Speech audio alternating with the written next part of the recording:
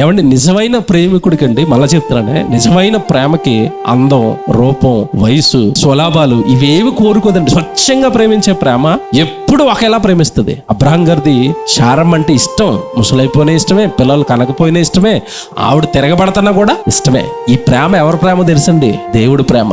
మన మంచోళ్ళం కాదు. దేవుడు మనల్ని ప్రేమిస్తాడా? ప్రేమిస్తాడు. మనం తిరగబడతాం దేవుడి మీద అప్పుడప్పుడు. దేవుడు మనల్ని ప్రేమిస్తాడా? ప్రేమిస్తాడు. మనం ఎన్ని పాపాలు చేసినా క్షమించుకుంటాడా? క్షమించుకుంటాడు. ఈ ప్రేమ మనుషులది కాదండి. ఎవరి ప్రేమ అంటే దేవుడు ప్రేమ. అబ్రహాములో ఏ ప్రేమ కనపడుతుంది ఇప్పుడు మనకంటే?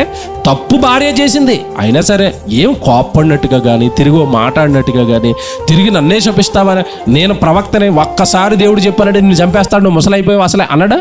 ఎంత మంచివాడండి, ఎంత బ్యూటీ. ఆ లవ్ లో ఏమండి అందం చూడండి, ఆ ప్రేమలో కనబడుతున్న అందం చూడండి. భార్య భర్తలు అంటే ఎంత అండర్స్టాండింగ్ తో ఉండాలి.